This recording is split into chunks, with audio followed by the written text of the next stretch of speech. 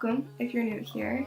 I'm going to be doing a bit of a story time video about a supernatural event that has happened to me. This one was dated when I was younger. Many other events have happened following this, and I can do a part 2 of other supernatural events that have happened to me if you guys are interested.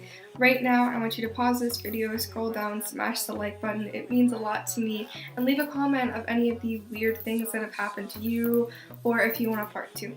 Alright, so like I said, this is dated from when I was younger, so a lot of the things that happened I had to ask about from my nanny, who is my grandmother, and my mother. So I took some notes about what they said on my phone, so if you see me looking, that's what I'm looking at. And I'm just gonna pretty much go over some of the weird things that had happened. So when I was younger, like most kids do, I had plenty of imaginary friends. One of the main ones that I had, I named Sally, and we would do everything together. I would blame a lot of stuff on her, like if I broke something, I would say that she did it. So when I brought up Peekaboo, who is the name of the girl, ghost, whatever you want to call her, that this event is based off of, came around, it didn't really bring up any concerns because it just kind of sounded like an imaginary friend, like nothing serious, every kid has one. When I started bringing her up, it struck my grandmother and my mother's attention, but it just to them seemed like an imaginary friend, and my mom was really busy all the time because she had work, so she would be like, hey, go play with Peekaboo, but she didn't really believe that they were there. And I would tell her that Peekaboo was talking to me and that Peekaboo was playing with me, and my mother would be like, how is that possible? Like, she's not there. And I started getting really insistent. I would tell her what she looked like. She was about my height, had long black hair, pale complexion.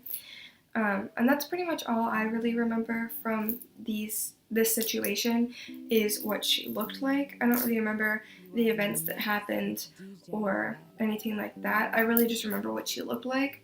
Obviously, I was pretty young at the time. I was about 2 or 3. And things started getting a little weird from here. I would wake up in the middle of the night and go play with her, and my mom would wake up and be like, what are you doing? And I'd be like, playing with Peekaboo. Peekaboo wants to play right now. And I started getting kind of angry, and I would wake up in the middle of the night and be like, Peekaboo has to go here right now, or Peekaboo wants to do this right now, almost really frantic. It got to the point where my parents, my grandmother and my mother, would want to go grocery shopping. Be like, I don't need to do that, Peekaboo says I don't have to. Or, why should I have to do that? I don't need to. Peekaboo says that I don't need to. I don't like that. Peekaboo doesn't like that. And it started messing with my life because I was so young, and when children are young, it's really important that they have a solid sleep schedule, that they're eating well. And at this point, I was waking up in the middle of the night. I wasn't going to bed on time because Peekaboo said I didn't have to, she didn't want to. So I wasn't on a right sleep schedule. I wasn't sleeping very much. I wouldn't eat dinner when we were supposed to eat dinner. So it started affecting my life in that way. My mother became really frustrated with it. My grandmother was more concerned on kind of supernatural level, because like I said, she was very in tune with that kind of thing. My grandmother would tell me, like, Jagger, it's time, she needs to go, like, Peekaboo needs to leave, you need to tell her to leave. And I'd be like, I can't, she doesn't want to go. And so my grandmother would be like, Peekaboo, you need to leave, like, get out of our house, pretty much. And my mother told me this, and it literally gave me goosebumps when she told me this. I was so creeped out. She told me that we would be sitting together, like watching TV or something like that. Be like, Peekaboo's on the front porch. She's watching us from the window.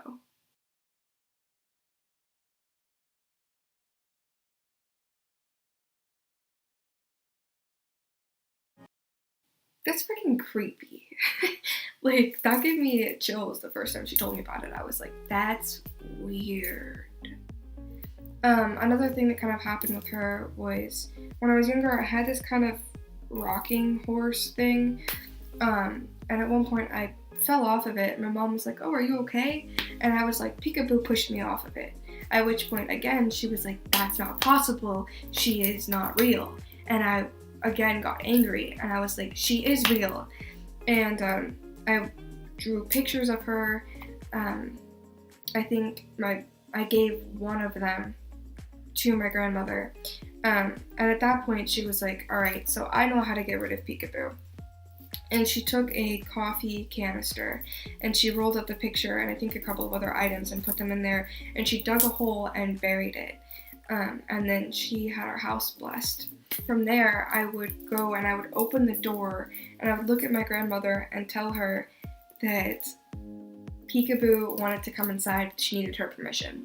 And I think at this point, it kind of freaked me out a little bit more, because I was like, okay, this definitely isn't like an imaginary friend. And I think it kind of freaked them out as well, because if it was just an imaginary friend, like, we could have hung out, we could have still been playing, like that wouldn't have done anything, but the house was blessed, and now she needed the permission of the person who blessed the house to come inside, which is just really creepy. Since then, there hasn't been like anything with Peekaboo. I've had plenty of other supernatural experiences.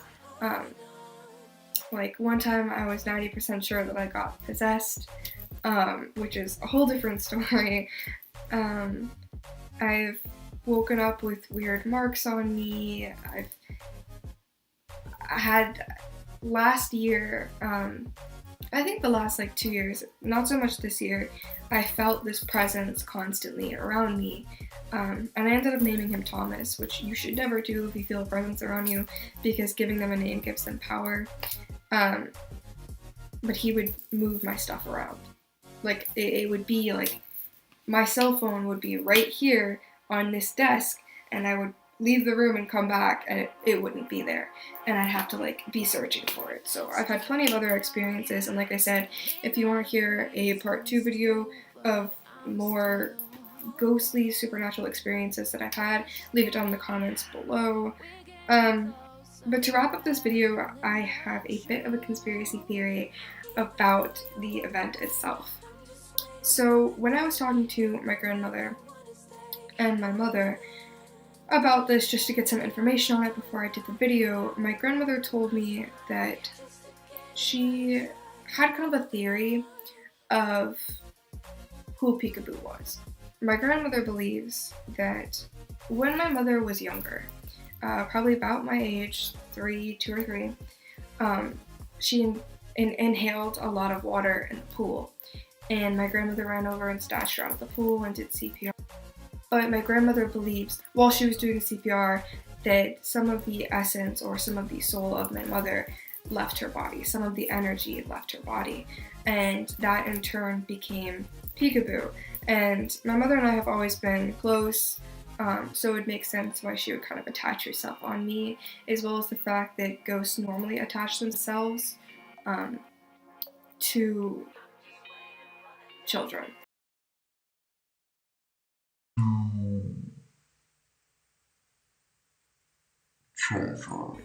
And I guess in that case, it wouldn't really be a ghost, it would just be the essence.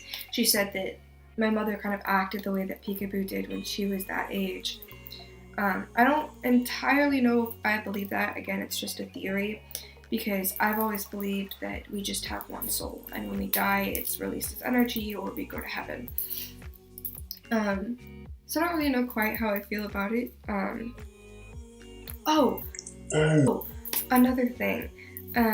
Before I was born, my grandmother and my mother never told my dad about what had happened to my mother when she almost drowned. And then when I started having these events with Peekaboo, it wasn't really brought up to him a lot. But when they were trying to figure out names for me before I was born, one of the names that my father suggested was Peekaboo.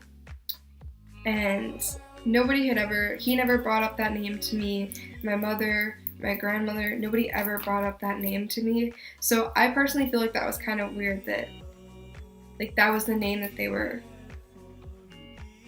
one of the names that he was thinking about, and that's what I ended up calling that essence or that ghost that had lived with us for a few years. And it didn't happen in like a couple day process. Like it was a long process that she was there, and a long time before my grandmother finally did bless the house. And from then, obviously, we've moved out of that house, and I haven't had any other experiences with her.